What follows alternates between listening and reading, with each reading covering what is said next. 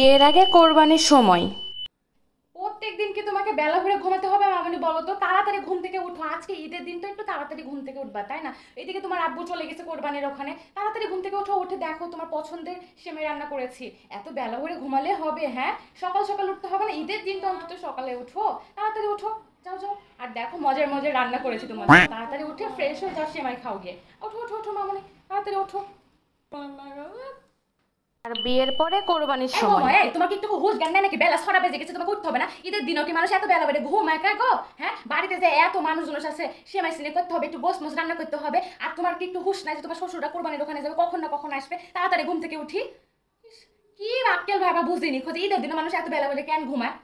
তাড়াতাড়ি উঠো, তাড়াতাড়ি উঠো, উঠে হচ্ছে একটু সেমাই সিনি রান্না করো, একটু গরুর মাংস পোলাও ভাতে রান্না করো। তোমার শ্বশুররা আবার কোরবানি উঠে কখন কোরবানির দিঘা একবার আসবে, একটু খাওয়া দাওয়া করে বাড়াবে।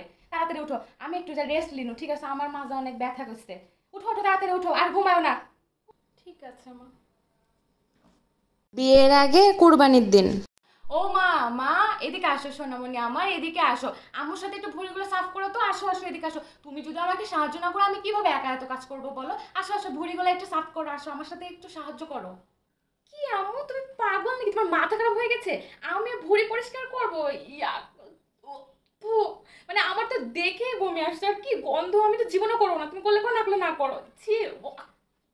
বিয়ের পরে কোরবানি ঈদের দিন তোমার কি কাজ হলো?